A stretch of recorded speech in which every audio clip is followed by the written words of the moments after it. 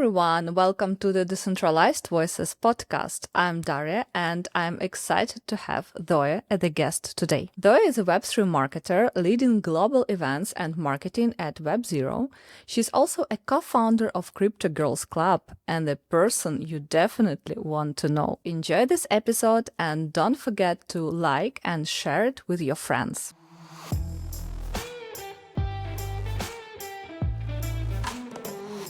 Zoe, I'm happy to have you today. Please share a bit about your background. Hi, thank you so much. So grateful to be here as well. I know we've been planning this for a while and so much has changed, I think, since we last spoke. It's crazy how Web3 is just like every 6 months, it seems to be like a new project or a new development, and that's what makes the space so exciting. So yeah, I'm Zoe, as you said, founder of Crypto Girls Club, and yeah, spearheading the famous block space hacker houses with WebZero, which has been sort of on a mad cross-country transatlantic tour the last year. So we've done around 7 block spaces. They're basically an all-in-one hacker house which spans multi-days, basically a haven for developers in the craziest and most unique locations across the world. So from Bangkok, from an abandoned 6th-floor factory in Bangkok to a sneaker cafe in Brussels, and yeah it's just I've been there. It was great. Exactly, yeah. So I've been in the space for about 8 or 9 years now. I was a bit of a Bitcoin OG, but in terms of professional career,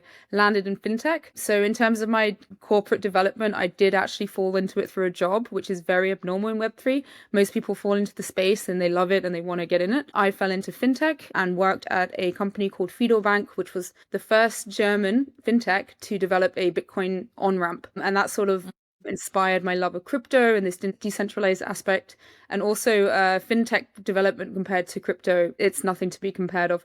The fast-paced nature of crypto is insane. So yeah, that was what started my love of crypto, and I moved on to Bitwala, which was the first Bitcoin bank account here in Berlin, and then yeah, moved into Crypto Girls Club, which at the time was really needed. I think there is a problem, but back then it was even more of a problem, and now it's so interesting or exciting to see all these different female communities coming together. So yeah, that's a little bit about me. Still thriving. Yeah, that's great. I want to ask you more about your interest in Web3, in blockchain industry. Like, why did you decide to focus on this field? What inspires you? I think it's just like it's a place for, and I'm going to sound weird saying this, it's a place for the extraordinary or the outcast. Like, I feel like in particular working Web3, the cyberpunk sort of history to it, vibes of build fast, and move fast at the same time. Like these are the vibes that I sort of live by. Working in startups my entire career and then moving to crypto, it felt like a natural progression because it's so fast paced. Like once you're used to working in a startup in Berlin and you're used to just like shipping, working with developer teams that are absolutely, I mean, these aren't normal developer teams. Like in their previous lives, they're violinists and musicians and casino players, and just being like thrown into an environment where we're just all bouncing off ideas. And I feel like crypto is giving you a great platform for that, and it's really exciting, and I'm actually really grateful to still be here. Obviously there's been ups and downs, and for me, I don't listen to the cycles. I haven't even checked my wallet since looking at the cycles, and I think I'm in a position where I can do that. I just go with the rate of innovation. Like as soon as crypto stops innovating, that's when I stop. I don't look at markets and say, oh, okay, it's a down period. I look at opportunities to build. I look at the best talent that's available to hire and stuff. So it's constantly evolving, and yeah, that's basically why I'm here, or what happened. That sounds great. And yeah, I think that's really nice. And you're definitely not the one person who mentioned this cyberpunk vibes and ideology, because many people were attracted by these things and by this vision and mission. Let's talk a bit about Crypto Girls Club. It has become a big and global women community. What does it mean to you, and what impact has it had on your life? On my life, it's I never thought I mean, I've always been working in startups, and it sort of gave me a bigger voice. I mean, it sounds a bit egocentric to be like, Crypto Girls Club did this for me, but I didn't realize until much further on how much a community, how much it can do for your own personal brand. And I didn't realize it at the time. I was like, oh, okay, like people are listening to me. I was doing spicy takes on Twitter and people were like actually replying. And it was sort of this momentum of like, I have a voice. I want to own it. And when I realized that I'm actually like a sort of role model for women in Web3, and that was when I started, that's when the empowerment started happening. So it did change my life. But also I've heard stories of people saying, yeah, your events have also changed my life in terms of like getting a job and getting connected to women. We're kind of just like a really relaxed environment. You've been to loads of our events. We've done about 60 in Germany. And yeah, we've reached about 10,000 women across the world from, Dubai and US. And I think for me personally, it was being able to receive a voice. I was always the marketing manager. I was always the one behind the screens, amplifying the brand of my founders. And to get into that founder seat was definitely a bit of a game changer for me. And I was able to speak across the world and do all these crazy things. And I'm really grateful for that. If anyone has a sort of community that they're growing, I say like, don't give up and really acknowledge that your own voice means something. And the power of building a community and people listening to you. I like Crypto Girls Club because it connects a lot of amazing women across continents and across countries. I know that you have changed your career, and you mentioned about the fear of losing stability in career and income after leaving some corporate jobs. So how did you overcome this feeling, and what advice would you give others willing to start their own projects?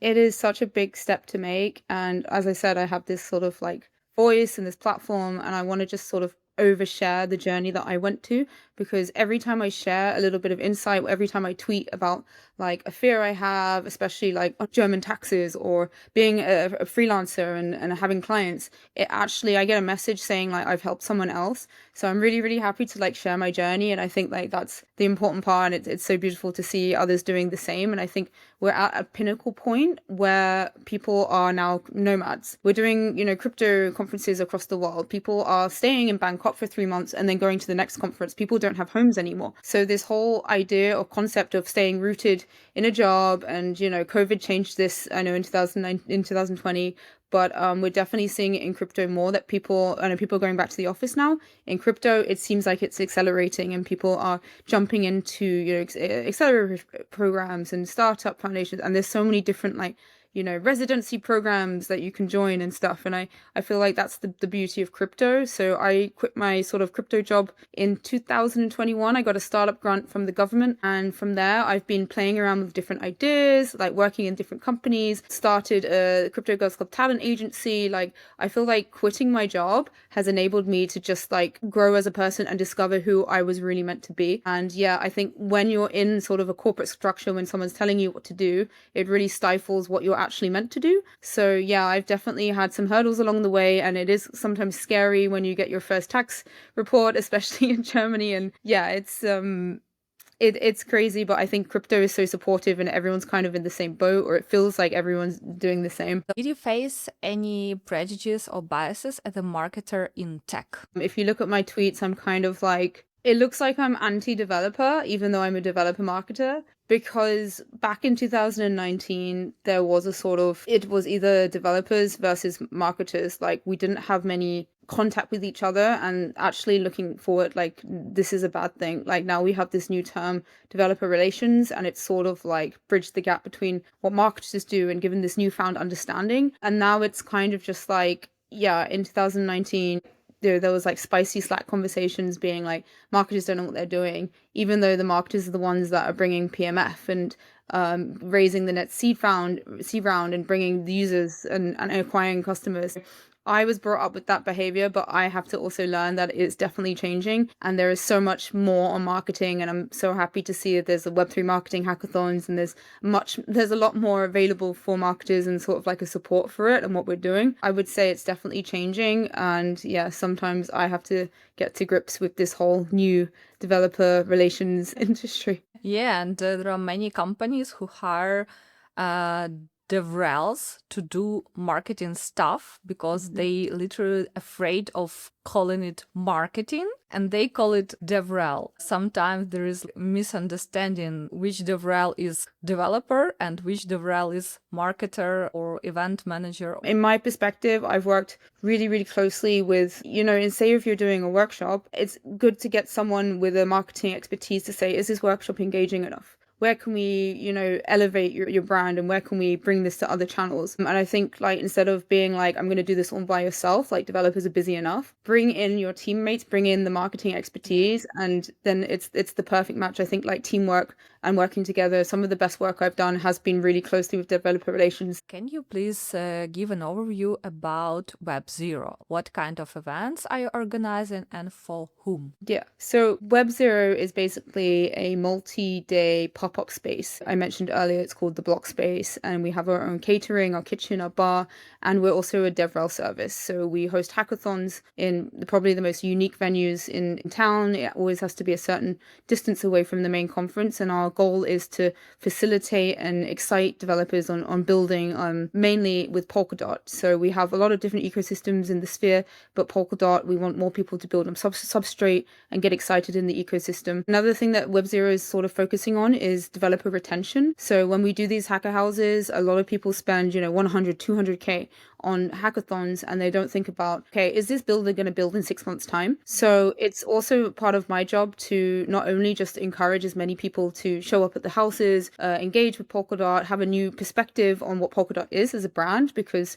in terms of marketing objectives, we could be up there, we could be a top 5. So yeah, that's sort of the perspective, and I think retention is so important with hacker houses because there's so much money being thrown around. But I think in terms of retention and making sure these builders are going to build the next unicorn, and because they always talk about like if we find one developer or one team that builds the next unicorn, then it's all worth it. And it's like, how many hacker houses, if you have this mentality of we only need one team, then you're just going to keep doing the same strategy, being like, it's going to be worth it next time. It's going to be worth it next time, rather than like what you have. Look at the tools in your arsenal and seeing how you can optimize the hacker houses that we have right now. So we all know that developer marketing is a big challenge. How does it differ from traditional marketing, and what strategies actually keep developers engaged? Yeah, so the thing about developer marketing is that developers famously don't like being marketed to. So in order to have a successful marketing campaign,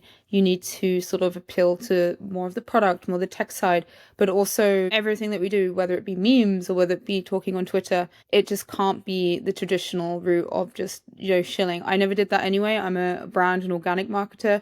I believe in the power of storytelling, and the narrative should be that it should be organic and natural. And that's why, for example, when I work with my DevRel team, I never approve posts, or I never say, okay, we're going to tell you how to do your tweets. We're going to tell you how to do your strategy. Like, this is not what I mean when I mean, marketers should be like, working very closely with DevRels. It should be absolutely their personality and their brand coming or resonating with as many other people that just look like them or work like them, and have a fascination with what they're building. Yeah. Do you see the difference between developer marketing and marketing oriented on degen? On degens? Yeah, I mean, it's a little bit more. I don't do degen marketing. A lot of it is like price action, and it's not something that, it goes up and down. It's very like cycle focused. Whereas like with developers, we're here for the long term, right? We're not building for the short term. We're building for, for years to come. So that's probably the difference. I just see degen marketing is very short term, not looking at the bigger picture, although it is a very emotional subject when it's kind of just like dealing with who to invest in, and getting really deep into the trenches, like I see in these Discord channels with all the degens. But it's definitely a different vibe completely, and maybe something I prefer as well. Like when you go to like hacker houses and you actually meet developers in person and you get to know who they are, and get to build that rapport, versus degen marketing where it's like you're behind a PFP, it's very anon, it's very, you don't know who you're talking to, whether it be, which is cool at the same time, but I prefer the more intimate and conversational approach. Yeah, I'm asking because I see how many people confuse these approaches, and they try to make degen-oriented marketing, trying to sell technologies, and it looks weird. Yeah, I mean, whatever floats your boat. Like, I do like a good meme, but I don't think memes are the be-alls of education. I think it's a good way to sort of a thumb-stopping moment, and it's a good way Yeah. to get like short-term engagement, which we're all looking for. But it's very like top of the funnel, and it disappears after a while. So yeah, that meme. There are some memes that just really hit it, but most of them they just don't have a very long lifetime. So it's good to like trap them with something funny, but then you really need some substance. And I think developer marketing is all about substance rather than that short-time gains and that gratification. Yeah, I agree with you. So you mentioned about organizing more than 20 side events during DevCon week or ETH Denver. So can you please share how did you manage to organize so many events and like what was the result from this I event think so for the many people ask me communities? this because they see me at the end of the week and they're just like, my God, it's like, yeah, maximum 4 hours sleep a night, all system go. Basically, our concept is that we have such a diverse range of events targeted at developers that we basically have this hacker house and we want to fill it as much as possible with events that resonate. So actually our most successful event during Denver was our Super Mario Kart Olympic Games. So Nice. although you're like, okay, this isn't very like technical or this isn't very targeted, it was like a fun experience where we got to know our devs on a personal level and they opened up and it was easier to talk to them about what they're building and what they're doing. And we just filled the house with like fun stuff like all day. So yeah, we have our workshops, but we also like how to DJ workshops and we have our parties, which brings basically everyone from the ecosystem to showcase Polkadot in all its glory. So it's extremely exhausting. Like obviously I have a team, the WebZero team are amazing, and we have a private chef, so we're well fed, we're well watered, and it's just a week. So Okay, so what was the result from this event? Like how to measure the result from blockchain and like from developer oriented event? yeah, so this is the sort of question I was going on earlier. Like,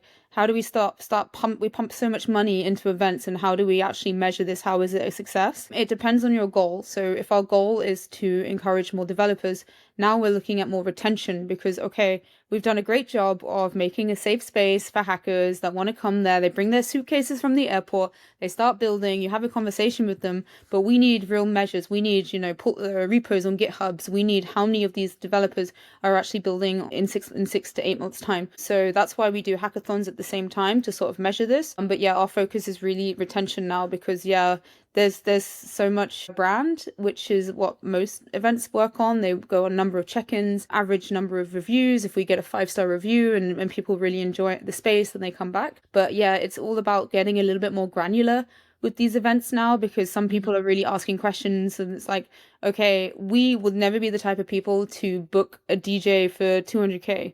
Like we are very grassroots, underground, or we'll get our friend to play behind the decks and we'll have a good party. But yeah, I think the question is now turning around, especially now that we're in a bear market. It's like, how do we measure these events and do we keep going with them? Same with Cannes, like, are people going all the way there and like, what's the ROI on this? So it's super important to measure this and track it. Yeah, thank you very much. So let's talk more about the current state of Web3 marketing because it obviously lacks strategy and companies hire some rep like guys or girls as their heads of marketing or like recently I saw the role like senior marketing director at its like real role. Yeah. And but anyway, they want someone to, I don't know, to post something on X and organize some side events. So nothing extra. And yeah, and at the same time, many experienced marketers from Web3, from Web2, they struggle to find a job. So what do you think the main reason for this So the situation? reply guys getting all the jobs. I saw this heavily in the last cycle, like not the cycle that we've just had or we're getting out of, but the cycle before where your community manager will be making 2K. And sort of like the job descriptions were super inflated and it was very like hype marketing. And it does feel like, although I'm a big fan of replying and this social media strategy, like I've got 10 years of marketing experience and I feel like there's so much more to bring to the table. Yeah. I wouldn't say there is like a shortage in talent, but it's sort of this chicken and egg situation where people are now putting out job descriptions saying, yeah, I want 5 years in Web3 marketing minimum. So all the reply guys from Discord from the early bull run who has that one successful NFT project is now suddenly, overlooked by a Web2 marketer who wants to break into the industry.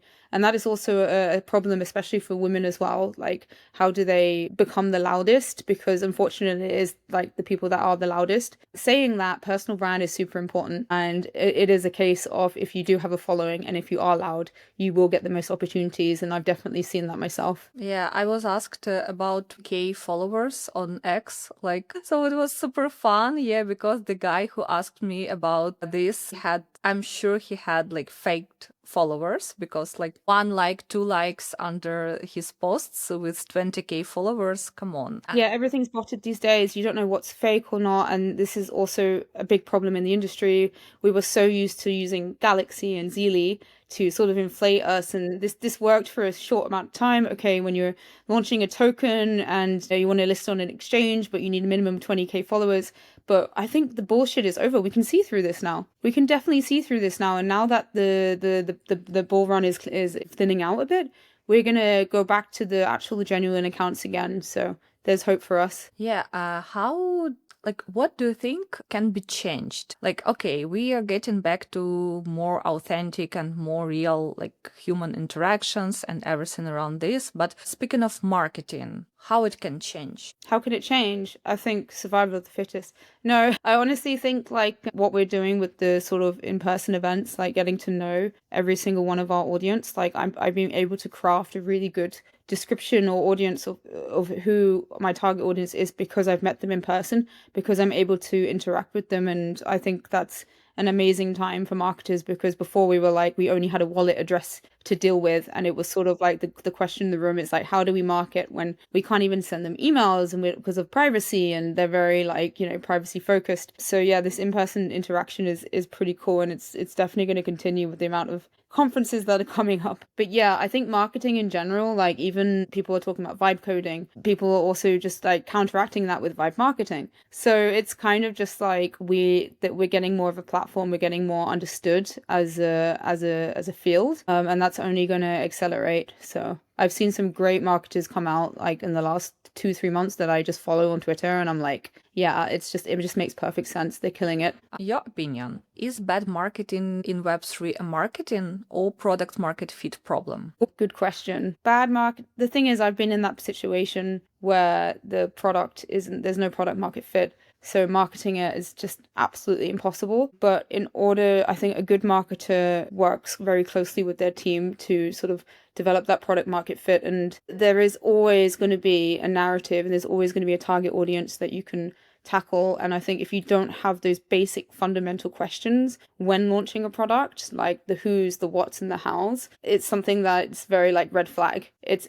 easily answered. It's something that you need to sit down with your team and say, who am I marketing to? Who am I selling this to? And like what's out there? I think we're in this sort of echo chamber where there's a lot of things, especially in some hackathons, where it's like building tools on top of tools. And it's like, I don't want to say, oh, the next, consumer app, but yeah, there's definitely needs to be more consumer apps, and something that needs to change is like the way that we build in general, and the way that we work on that product market fit. Yeah, because I think that many teams, like founders or tech part of the team, they expect from marketers to find this product market fit, to find consumers, users, builders, everyone, and raise investments.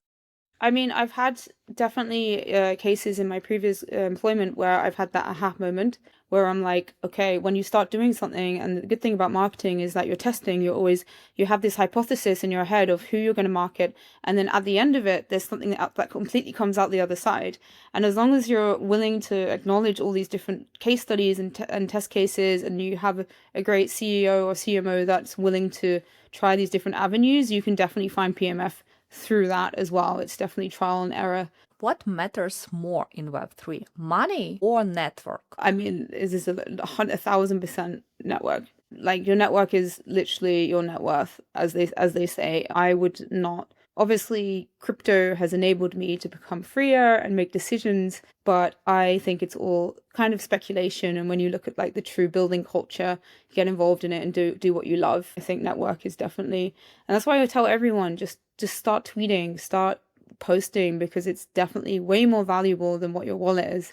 And it can end up in a better opportunity. So Yeah, Web3 is more about cults or culture. well, I had this conversation the other day, and I think this whole maxi ideal, honestly, I've tried to stay as chain agnostic as possible throughout my journey, even with Crypto Girls Club. I think there's two opinions about it. If you stay on the fence like I have, you are essentially missing the opportunities. For example, like with Polkadot, with Solana, the ones that are really deep invested into the community, they're the ones that know about the opportunities. They're the ones that really go for it. They're the ones that like know the community and like get the community to go be on your side, especially if you're working for a DAO. Super important. But then also at the same time, I feel like it is an echo chamber where you're meeting the same people, the same faces, and there are so many smart people. That's what WebZero does really well. We don't just do Polkadot events. We bring in other ecosystem insiders who just like shake it up, bring in some flavor. There's so many discussions that can be had outside of your usual bubble, and it's just incredible. So if you go to the same events and you see the same people, I loved it for 2 years. I want to meet other people. Yeah, for sure. Giga brains everywhere. Yeah. Yeah, I agree with you. And I also feel this like lack of fresh people, fresh faces, fresh ideas. And yeah, I want to explore it beyond Web3, beyond like Ethereum Yeah, even ecosystem. beyond Web3. Exactly. Like I never even thought about that. Yeah. We're just all shouting at each other. Yeah, because I like art, I like perfumes, I like movies, and I see that we don't chat about these topics in Web3. We just chat about like Yeah. this like very niche topics and not about life. I see a lot of people they're mixing, for example, fitness and Web3, which is awesome, and they're finding a way to do art and Web3. But yeah, I think finding that balance, even though you can end up in those silos of the artist Web3 community, the fitness Web3 community. What can be improved in Web3 culture? Well, I mean, as founder of Crypto Girls Club, I've got to also say, like, I think it definitely more opportunities for women. Yeah, I still have some problems when I do events in terms of Yeah, like the way I'm I've heard treated. about them. You posted. Yeah. Yeah, like yeah, for example, if I'm kicked, it's just like the behavior of sort of like a bull run behavior. And I think definitely opening up those opportunities for women. Sometimes I see educational initiatives and there's two women in the entire organization. And yeah, I think things need to sort of change there. But there are so many great initiatives doing that. What can you recommend to women entering Web3? How to build their career and where to start? Yeah, I get asked this question quite a lot, especially because of the community, and I think women are actually like better marketers. I know I shouldn't say that, but naturally, like we're pretty very good at storytelling and stuff like that. So what I would say is that start building your personal brand today. And another thing that I've noticed is that don't be worried or don't fear your spicy takes or your impressions. Like I have had so many times where I've been deleting tweets because I'm worried about what the community is going to think. And when I stopped doing that, that's when I started getting the support and stuff. Just be your true self and don't worry about anyone else like teaming up against you. Just say what you want. And if you have a great idea to fix the industry, just tweet it and get going. Okay, so maybe you have some recommendations on literature, videos to watch, anything that can help people be more advanced in Web3 marketing. I'm not a very good listener, or I just do it. So even if it's just like downloading your wallet, getting involved in your first coins, getting involved in the Telegram chats or Discord channels. I don't like Discord anymore, but I sort of doing it is the way that I would do it, like play by doing it. If you see something interesting, obviously practice wallet security. I wouldn't actually recommend any literature. I'm one of those people that say Web3 marketing can't be taught just because of the style that I grew up in. And I'm very like, I think very headstrong in that sense of just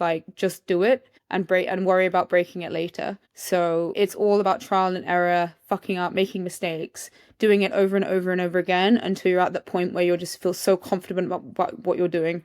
Thank you very much. So I think that's all for today. Guys, I leave all those links under this video. You can follow her, ask questions, read her spicy tweets, and follow everything she does in the Web3 ecosystem. I see that we have a lot of things in common, and I'd like to do something later together. Absolutely. Let's do it. In somewhere in the Web3 ecosystem.